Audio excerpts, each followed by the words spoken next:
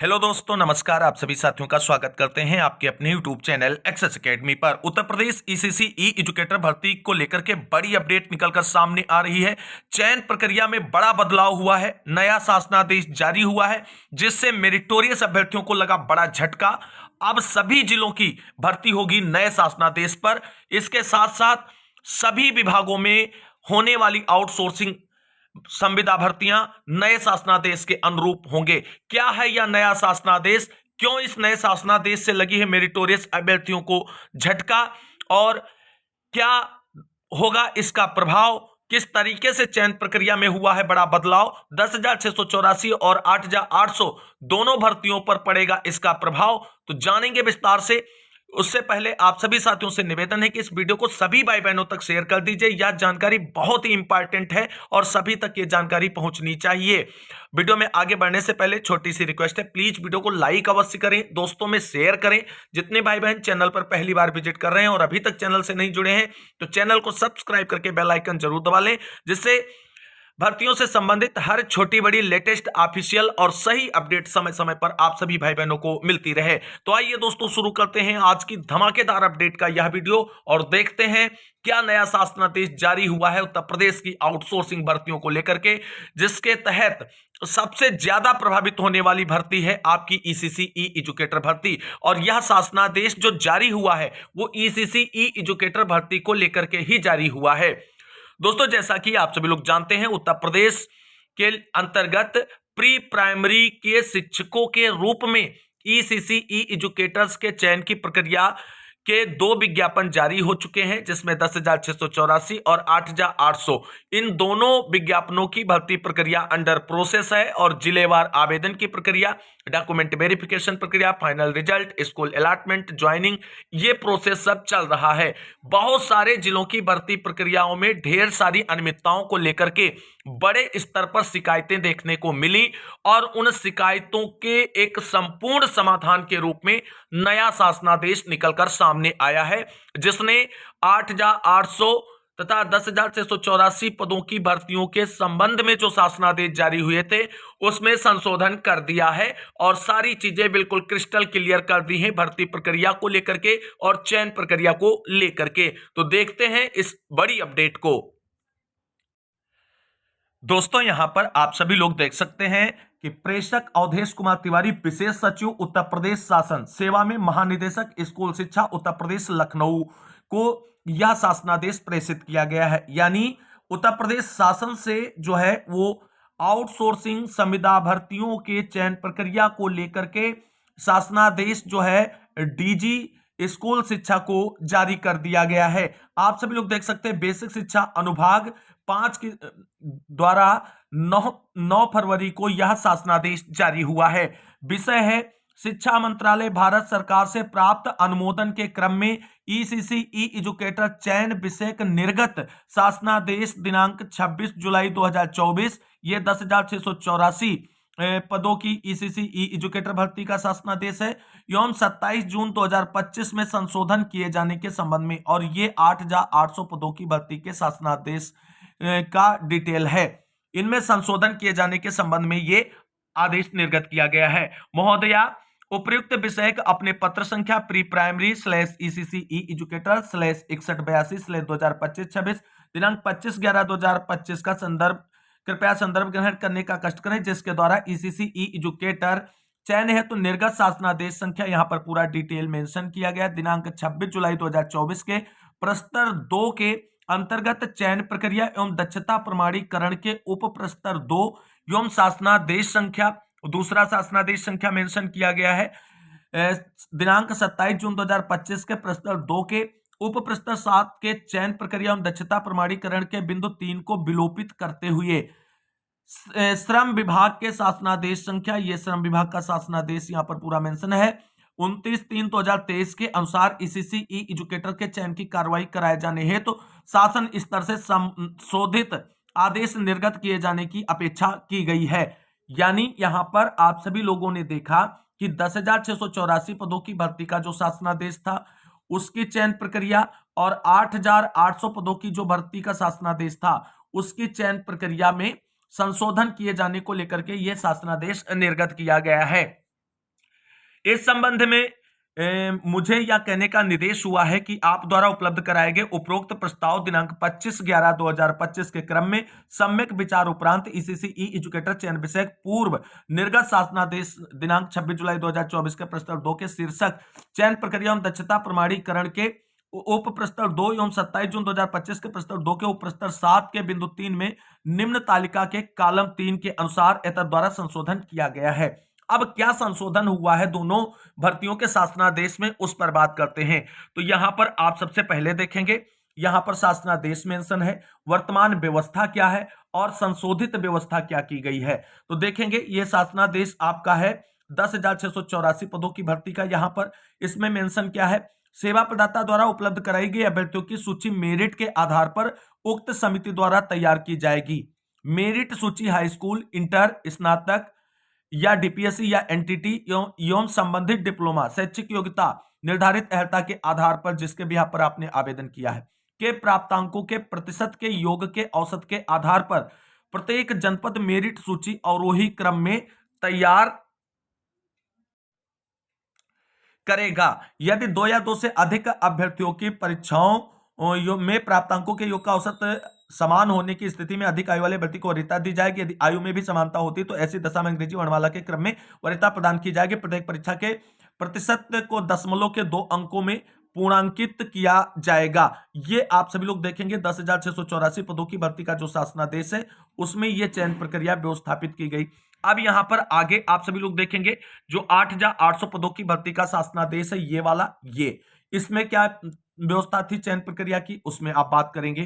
सेवा प्रदाता द्वारा उपलब्ध कराई गई अभ्यर्थियों की सूची मेरिट के आधार पर उक्त समिति द्वारा तैयार की जाएगी। मेरिट सूची हाई स्कूल, इंटर, स्नातक, डीपीएससी, एनटीटी या जो भी आपने डिप्लोमा या डिग्री लगाई है अर्हता के आधार पर उसके प्राप्तांकों के प्रतिशत के योग के औसत के आधार पर प्रत्येक जनपद मेरिट सूची अवरोही क्रम में तैयार करेगा। यदि 2 या 2 से अधिक अभ्यर्थियों की परीक्षाओं में प्राप्तांकों के योग का औसत समान होने की स्थिति में अधिक आयु वाले अभ्यर्थी को वरीयता दी जाएगी। यदि आयु में समानता होगी तो ऐसी दशा में अंग्रेजी वर्णमाला के क्रम में वरीयता प्रदान की जाएगी। प्रत्येक परीक्षा के प्रतिशत को दशमलव के 2 अंकों में पूर्णांकित किया जाएगा। यह व्यवस्था वर्तमान में है जो लागू थी। अब इसमें संशोधन क्या किया गया उस पर बात करते हैं। तो दोस्तों यहां पर आप सभी लोग देख सकते हैं जो व्यवस्था में बदलाव किया गया है, संशोधन किया गया है, वो क्या है। तो यहां पर देख सकते हैं उत्तर प्रदेश के शासकीय विभागों एवं उसके अधीनस्थ संस्थाओं में मैन पावर के क्रय यानी आउटसोर्सिंग ऑफ मैन पावर के लिए भारत सरकार द्वारा, आगे देखेंगे यहां पर आप सभी लोग, विकसित गवर्नमेंट ई मार्केट प्लेस यानी जेम की व्यवस्था लागू किए जाने विषयक श्रम विभाग के शासनादेश संख्या यहां पर पूरा मेंशन है जो 29 मार्च 2023 में प्रावधानित व्यवस्था के अनुसार कार्रवाई की जाएगी। ये यहां पर आप सभी लोग देख सकते हैं। यानी अब जो ईसीसी ई एजुकेटर्स या किसी भी विभाग की आउटसोर्सिंग भर्ती होगी उसमें 29 मार्च 2023 का जो शासनादेश है भारत सरकार का उसका अनुपालन किया जाएगा। अब क्या है ये शासनादेश, उस पर बात करने से पहले इस आदेश के अन्य पॉइंट पर भी बात कर लेते हैं।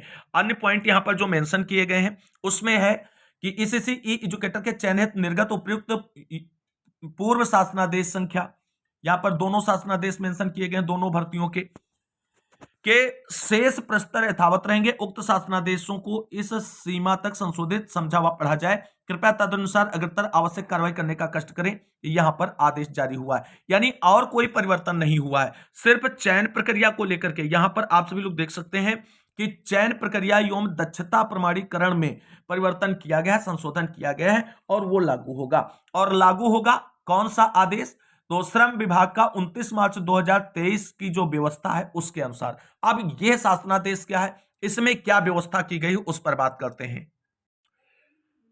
तो दोस्तों यहां पर आप सभी लोग देख सकते हैं जो श्रम विभाग का शासनादेश अब लागू किया गया है 29 मार्च 2023 वाला, वो यहां पर आप सभी के सामने है जिसको आप सभी लोग यहां पर देख सकते हैं। इसमें क्या व्यवस्था की गई है उसके अनुसार अब जो भर्तियां होंगी आउटसोर्सिंग, तो देख सकते हैं उत्तर प्रदेश के शासकीय विभागों में उसके अधीनस्थ संस्थाओं में मैन पावर के क्रय यानी आउटसोर्सिंग ऑफ मैन पावर के लिए भारत सरकार द्वारा विकसित government e market place GeM की व्यवस्था लागू किए जाने के संबंध में यहां पर देखेंगे, महोदय उपरोक्त विषय के संबंध में मुझे यह कहने का निर्देश हुआ कि कार्मिक अनुभाग 2 के शासनादेश संख्या यहां पर 18 दिसंबर 2019 द्वारा उत्तर प्रदेश के शासकीय विभागों एवं उनके अधीनस्थ संस्थाओं में मैन पावर के क्रय यानी आउटसोर्सिंग मैन पावर के लिए भारत सरकार द्वारा विकसित गवर्नमेंट ई मार्केट प्लेस यानी जेम की व्यवस्था लागू की गई है। ये बात आप सभी लोग समझ गए।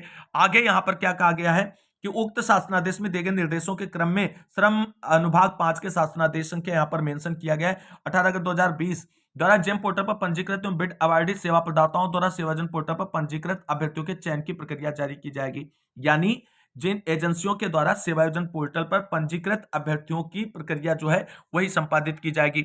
आगे यहां पर क्या कहा गया है, कार्मिक अनुभाग 2 के शासनादेश दिनांक 18/12/2019 में आंशिक संशोधन करते हुए कार्मिक अनुभाग 2 के शासनादेश संख्या 18 अप्रैल 2022 के द्वारा सेवायोजन विभाग द्वारा संचालित पोर्टल sevayojan.up.nic इन पर उपलब्ध कार्मिकों के वरिष्ठता के स्थान पर केवल कंप्यूटर द्वारा रेंडम आधार पर ही कार्मिक लिए जाने की व्यवस्था विकसित करने का निर्णय लिया गया है। इसमें आउटसोर्सिंग कार्मिकों के चयन में इच्छुक अभ्यर्थियों को आवेदन करने की अंतिम तिथि तक आवेदन के अवसर का लाभ मिल सकेगा एवं चयन प्रक्रिया की व्यवस्था अधिक से अधिक पारदर्शी हो सकेगी।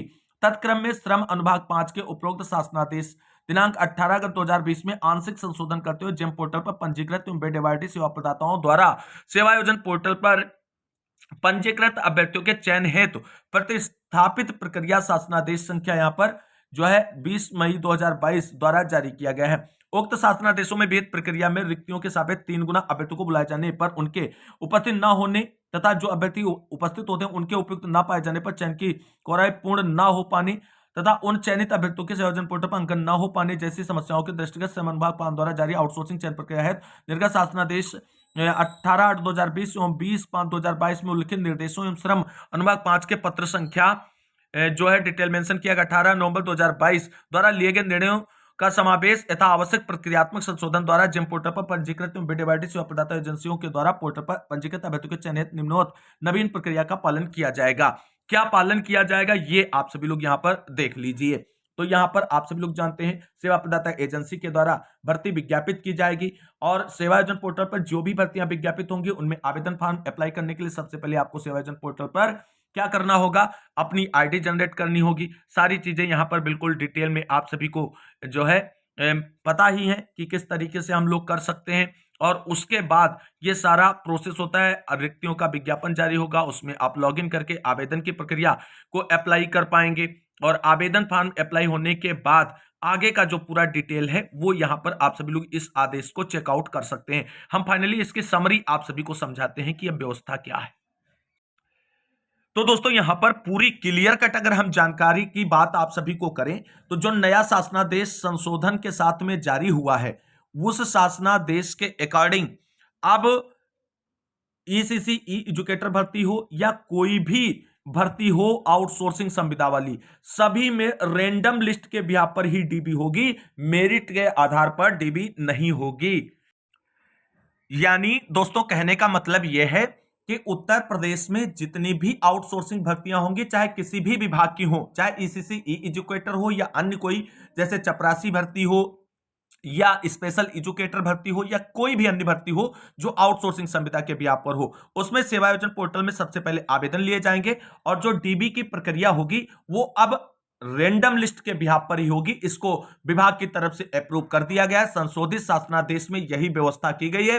अब मेरिटोरियस अभ्यर्थी बाहर रहेंगे क्योंकि आप सभी लोग जानते हैं रैंडम लिस्ट में बहुत सारे मेरिटोरियस कैंडिडेट जो हैं वो वंचित हो जाते हैं डीबी प्रक्रिया से। अब यहां पर ये चीजें बिल्कुल क्लियर हो गई। जो पहले के शासनादेशों से डाउट था और जो ये क्लियर कर रहा था कि मेरिट के बिहार पर पूरी भर्ती प्रक्रिया होनी चाहिए, अब उस पर पूर्ण विराम लग गया है। नया संशोधित शासनादेश जो जारी हुआ है उसके अनुसार अब मेरिट के आधार पर डीबी कराए जाने की कोई व्यवस्था नहीं है। सीधी सी बात है कि रैंडम के लिस्ट पर ही जो है डॉक्यूमेंट वेरिफिकेशन होगा।